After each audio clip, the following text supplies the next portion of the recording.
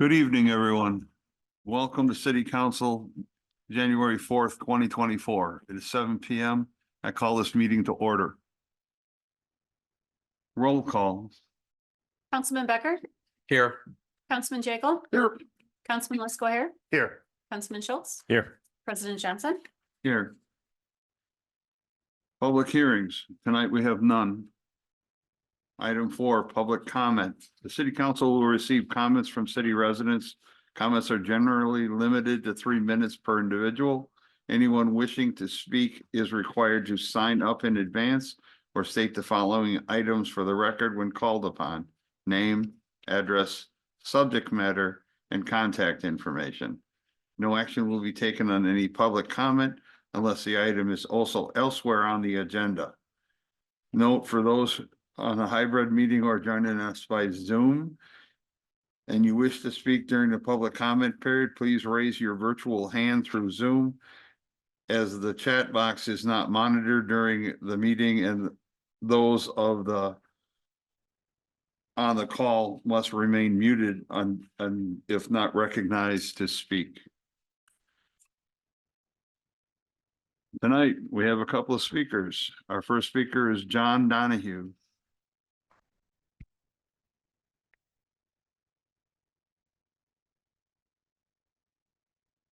Good evening, ladies and gentlemen. My name is John Donahue, residing at 1550 Ravine Street, Fort Atkinson. In a letter dated December 28th, 2023, Whitewater Police Chief Daniel Meyer and City Manager John Weedle asked President Biden for assistance in obtaining resources related to the significant challenges the city of Whitewater faces related to ongoing demographic change. Whitewater is a small city of approximately 15,000 people, the letter says. Since early 2022, the city has seen a rapid increase in the population of immigrants arriving from Nicaragua and Venezuela. The letter stated that there are roughly 800 to 1,000 individuals who have arrived in that period of time. They wrote, "Our law enforcement staff has responded to a number of serious crimes linked to immigrants in some manner. The city of Whitewater's police chief and manager cited the problems as an acute immigration crisis that has led to a critical humanitarian issue, an explosion in unlicensed drivers, and a reduction in the overwhelmed police department's ability to engage in proactive policing. This is a critical humanitarian issue, and our city, that is the city of Whitewater, needs government assistance in order to continue to serve our entire community properly," they wrote. It may be noted that as a candidate for this city council a year ago, I raised a concern with city staff that it was not a question of if, but a question of when we would experience the various logistical and law enforcement challenges of a sudden shift in our city's demographics, similar to Whitewater and other communities. Members of the council, it remains, as before, a matter of when and, of course, how we are to address the challenges of a sudden demographic shift in our city. Our law enforcement, first responder, and healthcare infrastructures will be tested, and we already experience a housing shortfall. So how will we handle this? It would be incumbent on city staff, elected officials, to make clear to our public how the demographic shift might be managed when it occurs. Hopefully, we will not approach a situation whereby the terms of City Ordinance Chapter 28 would be engaged, but the discussion needs to start now and in a spirit of well-ordered and transparent governance. Thank you.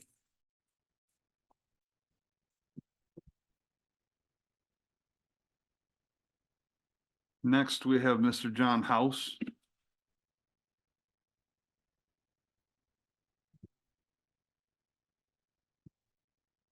Good evening, ladies and gentlemen. My name is John House. I live at 104 Jefferson Street in Fort. I'd like to bring something to the council and staff about us saying the Pledge of Allegiance beginning each meeting.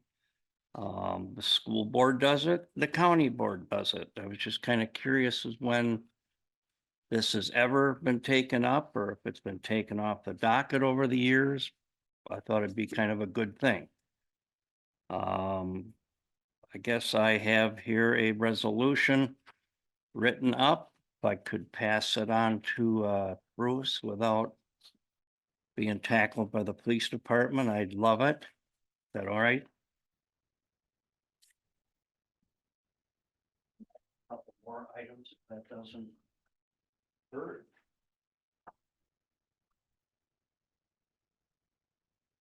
These are things that I have noticed from the previous administration that has never been taken care of. And I've often wondered who puts the bill when a council makes a decision. Like a small one that I've noticed is the light poles that go out to on Madison Avenue all the way to the bypass. Obviously, somebody made a decision that they should put steel poles in. Well, those rotted out in 5 years. I've noticed that in the past 3 years, they've been being replaced by aluminum. Finally, good choice. But who who that cost? The taxpayers, or was there federal money taken in there to pay for that? The Shaw property, the subdivision that was unanimously passed years ago. I brought this up to, I don't know if I mentioned it to Brooke or not, but I know I mentioned it to a couple of the council members. There's invasive species growing on that property like crazy. It's going into my marsh and also into my wetland reserve program, which is a federal program. I've had to ask them for monies to try to stop that. Why can't the city take care of that? I know there's a lawsuit going on, but man, do something. It looks terrible right across from your place, Eric. It's disgusting. Another mistake that the previous administration made was, and this may have been the school board, MATC, they put up them windmill generators. Boy, that was a real winner, wasn't it? I actually watched one extremely blow up when I was driving by one day. They went for sale on Wisconsin surplus auction. Somebody paid $60,000 for the one by MATC. And the stipulation at the bottom was there's absolutely no documentation as how well these worked or not. All right, thank you.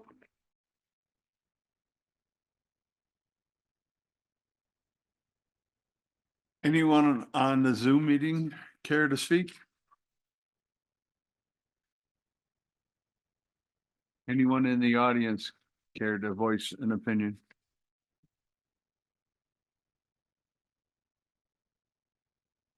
Second call for anyone who wishes to have public comment.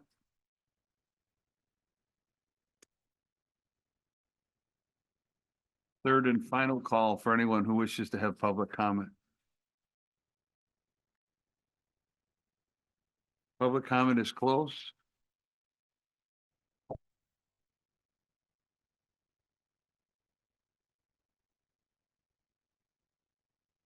Item 5, the consent agenda. The consent agenda is outlined below and is hereby presented by action by the city council. Items may be removed from the consent agenda on the request of any one council member. Items not removed may be adopted with one action without debate. Removed items may be taken up either immediately or after the consent agenda or placed later on the agenda at the discretion of the council president.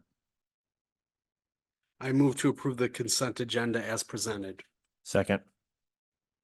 Any other debate? All those in favor signify by saying aye. Aye. Opposed? Motion carries. Item 6, petitions, requests, and communications.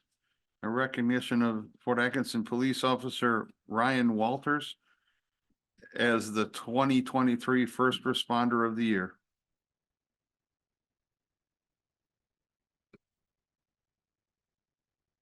Hello, everyone. So in early 2023, Officer Ryan Walters was issued or received his third life-saving award in a very short period of time while working for the agency. And also a crisis intervention officer of the year for Jefferson County, all in a short window. After that award was received in early 2023, the Wisconsin State Assembly picked up on Ryan's great work for the community, the great things he's done in our community.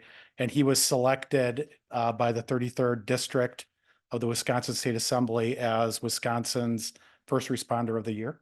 So in October, we got to go to the Capitol, an invitation to the Capitol, and Officer Walters got to go down onto the floor and was recognized in front of the entire state.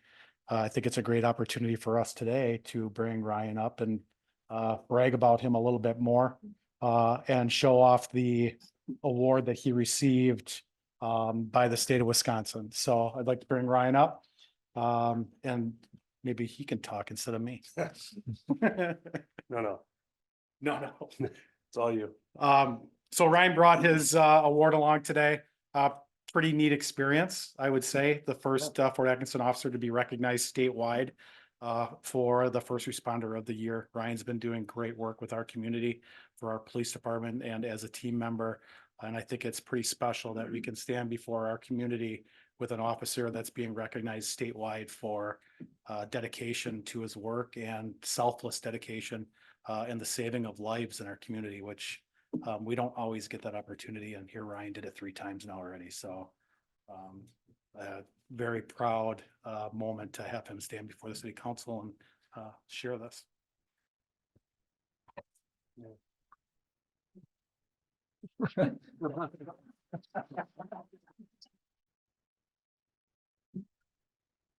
Wants to take your picture. All 3 of us? All right.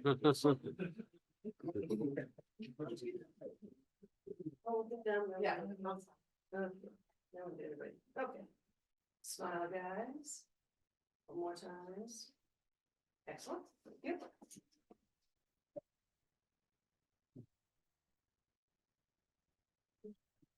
Good shot. Officer Walters, I just want to tell you, I'm a Fort Atkinson native, born here, raised here. Have spent many years, have met many police officers, and I am proud to have you on our police force. Thank you. I also just want to take a moment to recognize Representative Scott Johnson for sponsoring Officer Walters for this award. So I want to thank him and thank you, Officer Walters, for your work. Thank you.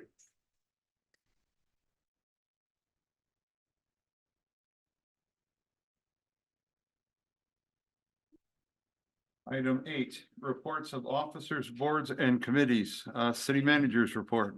Ms. Hausman. Thank you. Today I had the pleasure of attending a swearing-in ceremony for Officer Roger Munoz. He will now attend the Police Academy in Madison and rejoin our team upon graduation. Roger is bilingual, and we are thrilled to welcome him to our team. The police department's new DARE squad is now on the road. The vehicle was donated by Griffin Ford and has been outfitted with a Star Wars themed graphics. There's a fun video on the city's Facebook page. I encourage you to go take a look at that. The city's tree removal contractor has started removing the dead and storm damaged trees from the city's parks. Their intention is to be complete by February 1st. Speaking of trees, the city's public works staff will be picking up real Christmas trees from the terraces on January 8th and 10th. Please look at the city's website if you want more information on that.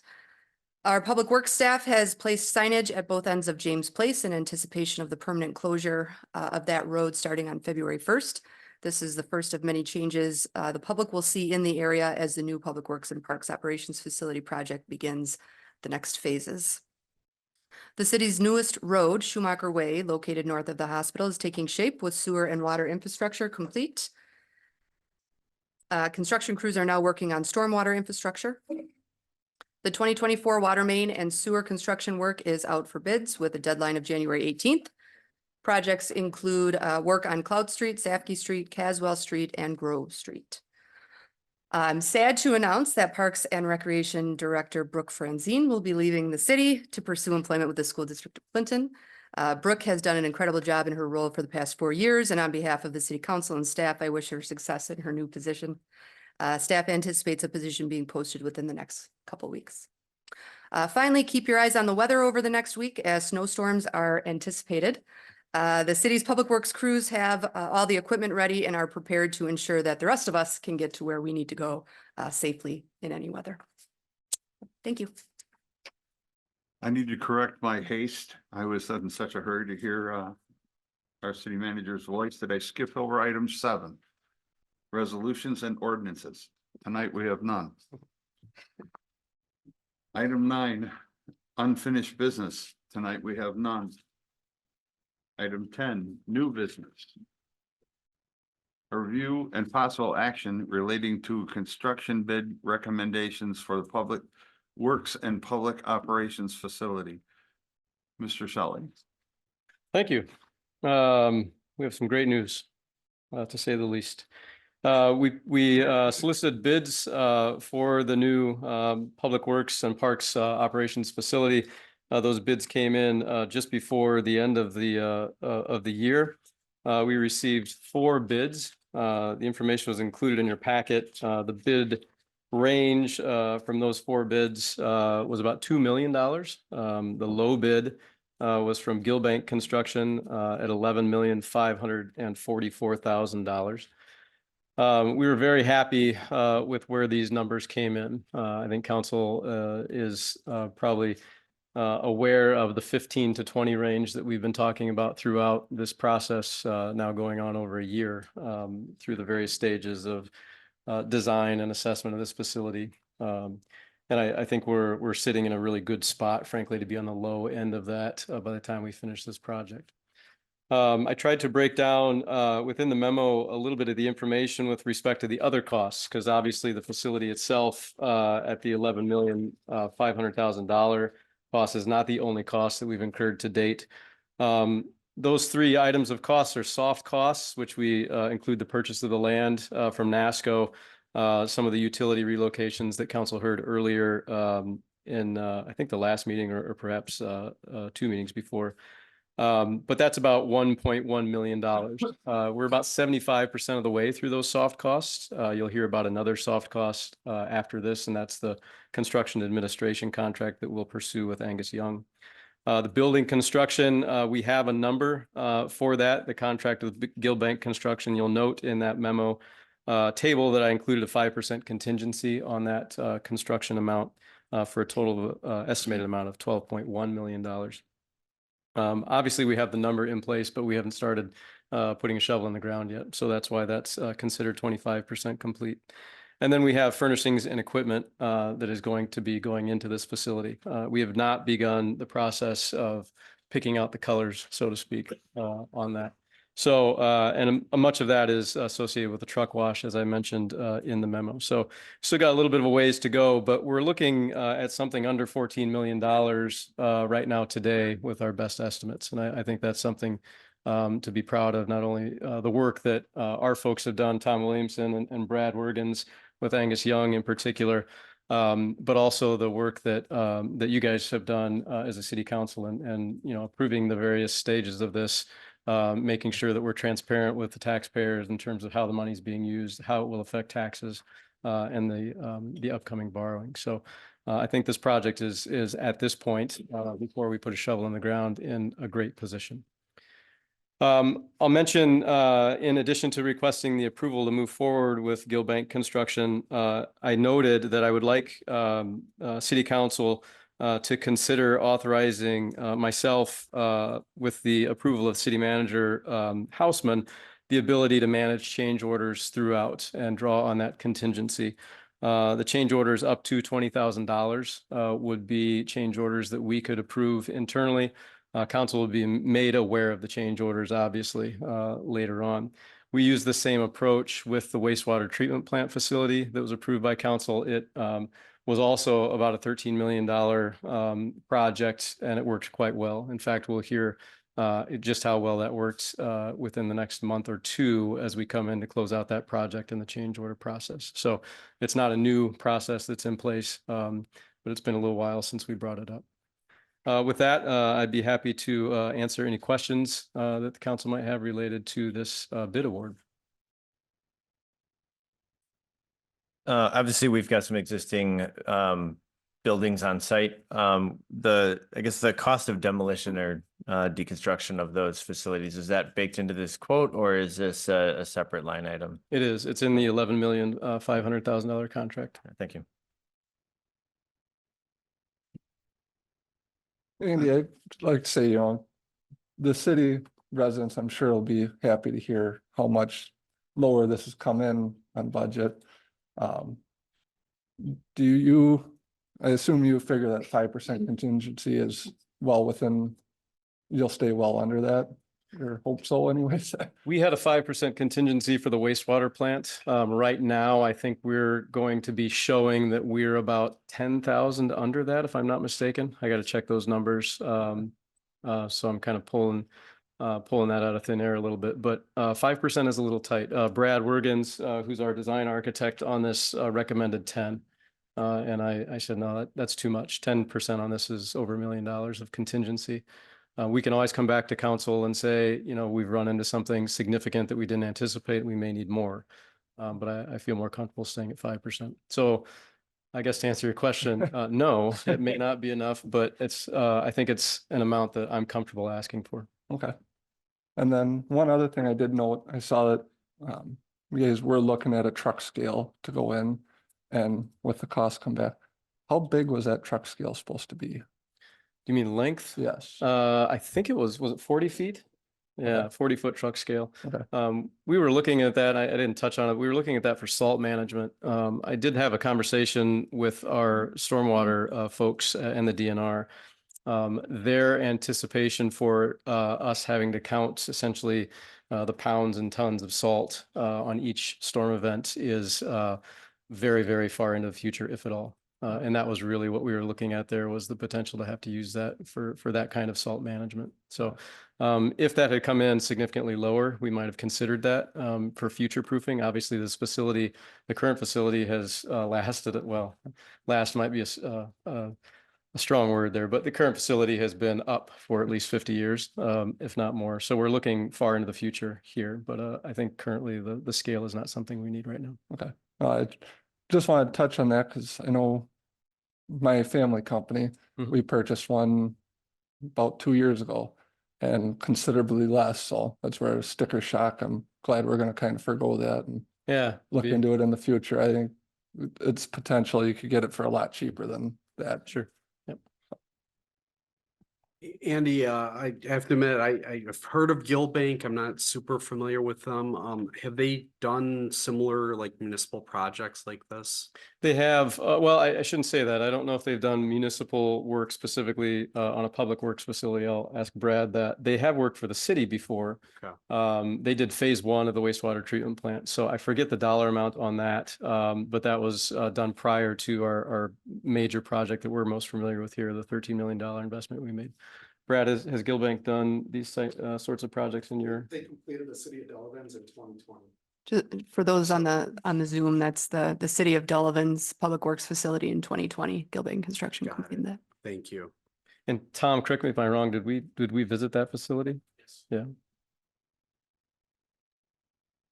Thanks.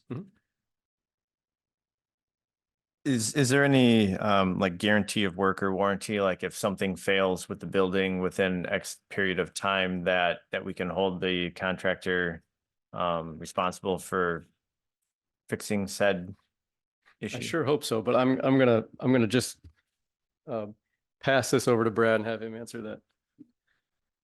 Brad Wergens with Angus Young.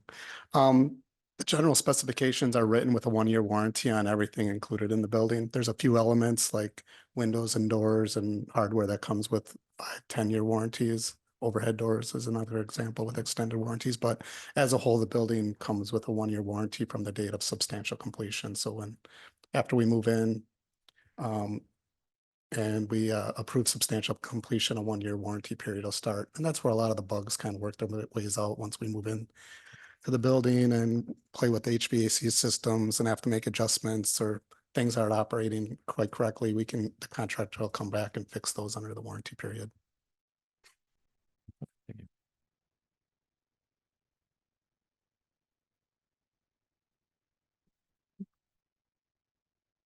I think one of the other comments I'd just kind of like to make, although this did come in well under our budget, this is a huge expense for our city.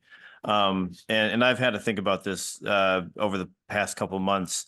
You know, not just the style of building we chose or that adheres to our zoning codes and ordinances, but also the lifetime. So we would expect this to last approximately 50 years, give or, maybe even longer.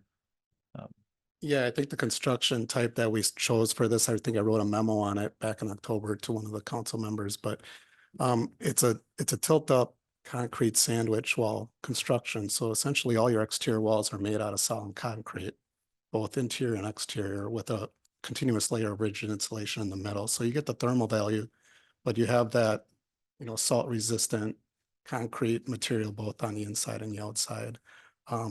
So 50 years is probably a safe estimate of how long this building is going to last. I think there's maybe 6 structural steel column elements that actually meet the ground surface of the building. Otherwise, the concrete wall panels hold up the whole roof structure as well. So even within the building, we've took some measures to protect the steel framing from corrosion, which is probably the biggest adversary to buildings like this with salt in it. Yeah, one other thing that I'd like to also just remind people on is that even if we wanted to do nothing, to try to maintain the current facilities with upgraded HVAC systems and whatever necessary, that would even just be about $5 million, and we wouldn't have there would be nothing gained. It would still be the same decrepit building with a leaking roof.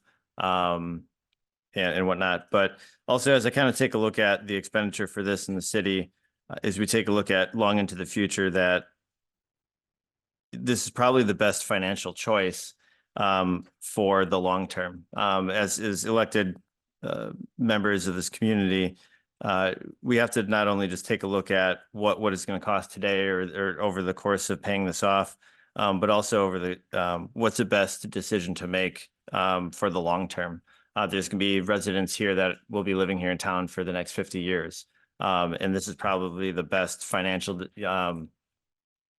choice we could make regarding this site and this facility. So I'm very happy to see that we can move forward with this. And I do believe that this is the right choice for the city and the best financial choice for the long term. Even if we spent that $5 million just to try to retrofit the current facility 5-10 years, we would be having this discussion again, and it probably wouldn't be 14 million. It'd probably be close to that $20 million mark. So glad to see this happen sooner than later. One thing I didn't include in my memo, but I did an analysis of just looking back at a similar project I bid in 2017, very similar scope. This project bid approximately 50% more than that project. Very similar scope, City of Stoughton. So just this escalation year to year, doing it now versus later always makes sense. So. One other thing, kind of bouncing off Councilman Schultz's comments, which I agree with, this is it's a large investment, but it's a multi-generational investment. I've had some people ask, and I've seen some comments online too about, if the current facility is so bad, why didn't the city start this, say, 10 years ago? When we knew it was starting to have issues. And I think there's some credence to that. I've only been on the council, I guess it's almost 9 years, but if you look at where the city was economically 8, 9, 10 years ago, we just simply weren't ready. We were not ready as a community to undertake that. If you look at how some of our downtown was doing, how some of our businesses were doing at the time, it would have been really hard to justify that cost. But now I think we can say that this is a step that the city has to take. It needs to be done. And, the city did evaluate, would it make more sense to move this to a different site? Would it make sense, for example, Lorman site? And after all the analysis we did, this is the most fiscally responsible step that we can take right now. So I just want to reiterate, this isn't something the city council is taking lightly. This investment isn't something city staff is taking lightly either. So I'm pleased that the bid came in below what we were anticipating, and I'm glad we're going to be able to move forward with this project. And I want to just note that this includes the wisdom to authorize changed orders up to 20,000 by the Director of Public Works and the city manager. That'll help streamline this whole event. It'll make it a lot simpler, a lot faster, which is important to get it up and running. And your past performance suggests that we can just let that happen because you guys are good.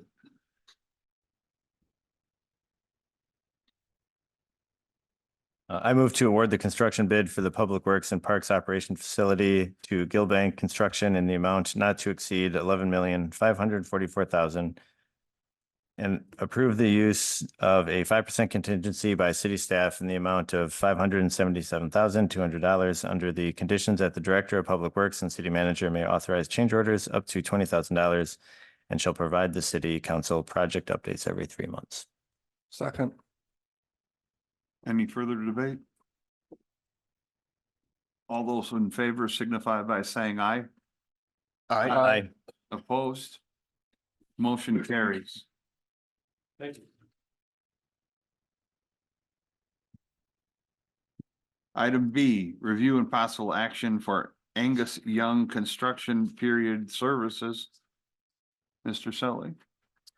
Yeah, so this is the, as I mentioned in the memo, we're entering the construction period. We're ending the design period now that we have awarded the contract. And during that construction period, we need to maintain the services of Angus Young or someone similar through that period. That's the professional side. Those that have built these buildings before understand the process and have the experience. City staff has experience in various elements of this, such as underground utilities and things of that nature. But it's important that we have somebody on board with specific experience in this building. We have traditionally separated this contract. So oftentimes the design and the construction services is awarded at the same time. My rationale is we'll see how someone does in design and decide if we want to stick with them through the construction. And in this situation, we definitely do. And so we asked Brad with Angus Young to provide us a proposal for that construction period. I believe we're at 400, is it 8 days of construction or 80? I forget. 480 days of construction. So he provided us a proposal to essentially kind of guide us through that and have someone on site on a weekly basis doing inspections, allow us access to him as the lead architect and the designer of the facility. So we should have a solid team in place to handle anything that should come up, and hopefully nothing does. I'd be happy to answer any questions that council might have related to this contract. Is there a general rule of thumb for calculating the cost on this? Is it like a percentage of the building cost itself, or there's a bunch of different things that may go into reaching the number? There is, I don't remember off the top of my head. I did sort of check this number out a bit. And the response that I had from, I think some folks will know MSI construction that's been active here in town, John Coots, former member of the Planning Commission. I checked with him, and he was very supportive of the number that we received. He said his firm would have taken this on, not doing the design, for a significantly higher number. So I feel fairly confident. And we also, a project like this is important to keep the designer on board, in my opinion, as long as the design process goes well. So I think there's a significant advantage to that as well. If I could offer off of that, I don't have a ton of experience with like these types of contracts for these types of projects, but I have a little bit, and from what I've seen, I would call the number extremely competitive and favorable. So I think this is fair and this makes sense. For comparison, our design contract that we authorized was $475,000. We are not at that level. We are close to that level, but we have not exceeded that level with Angus Young. So they've been a partner with us and being judicious with the time that they've allowed and the money that we've allowed. So I move to approve a contract with Angus Young for construction period services for the Public Works and Parks Operations Facility at a cost not to exceed $121,000. Second. All those in favor signify by saying aye. Aye. Opposed? Motion carries. Thank you. Item C. Review and possible action relating to a purchase of a Pentar Megatherm commercial pool heater with the 2024 Aquatic Center CIP funds at a cost not to exceed $35,822. Ms. Francine. Yes, thank you. I snuck in one last council memo before my leave here. So the current Fort pool heater was purchased in 2008. Typically, pool heaters have a lifespan of 11 to 15 years, which prompted us to budget for a new pool heater in the 2024 CIP.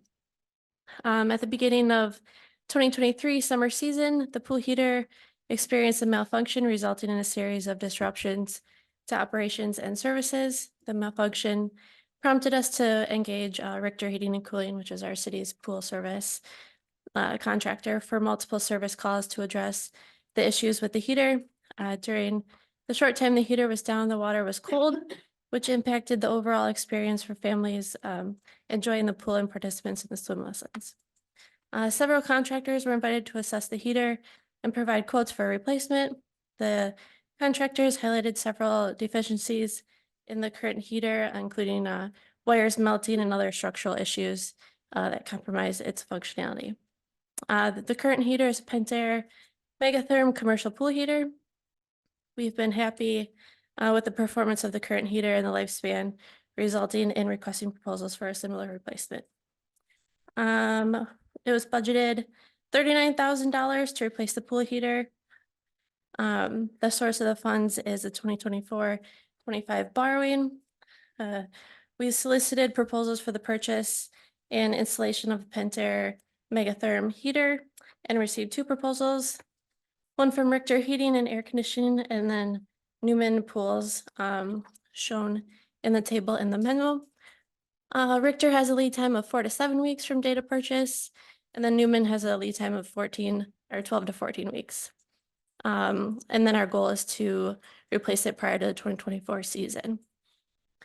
I wanted to touch on the price difference of about $20,000 between those two. Did some research to try and find a good answer. There's not a great answer. There's a slight difference in the models by 2 switches on the control panel. We currently do not have those 2 switches, so it's not a need. And then I did inquire with both the companies about the price difference, and Richter mentioned that they're seeing more and more companies that either don't have a staff to install, or they're already booked for the year, so they raise the price because they don't want the job. Additionally, more suppliers were contacted.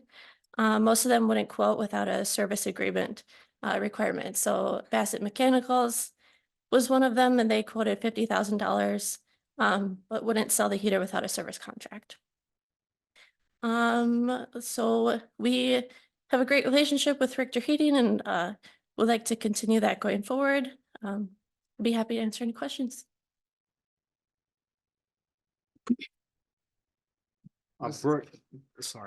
Brooke, you wouldn't see the need for a service contract in this instance? No, so right now Richter Heating is our service Okay. contractor, so they just come out when we need them. So we don't have monthly payments with them. Got it. If I understood you correctly, this is probably your last council meeting with us. Yeah. And I don't want to miss my opportunity to tell you what a pleasure it's been to work with you over the last few years. Thank you. Likewise with City Fort Atkinson. It's another instance where it's nice that, through our budgeting process, we over budgeted for an item. And that's going to come in well under, which will help out in the future. So glad to see that. I agree. I did feel like the pool felt a little colder. I was one of those parents that my 1.5-year-old at the time, we were in swim lessons, and I was, if it wasn't working, I wasn't going. She does not enjoy the cold water. Understood. I will move to authorize staff to accept the proposal from Richter Heating and Air Conditioning for the purchase and installation of a Pentair Megatherm commercial pool heater at cost not to exceed $35,822. Second. All those in favor signify by saying aye. Aye. Aye. Opposed? Motion carries. Thank you. Item 11, miscellaneous. Tonight we have none. Item 12, claims appropriation and contract payments. Review and possible action relating to verified claims. Move to approve the list of verified claims presented by the Director of Finance and authorize payment. Second. All those in favor signify by saying aye. Aye. Aye. Oh, roll call vote. Ah. How much I screw up. Made a note. Roll call vote, please. Councilman Becker, Aye. Councilman Jekyll, Aye. Councilman Lesko, Aye. Councilman Schultz. Aye. President Johnson. Aye.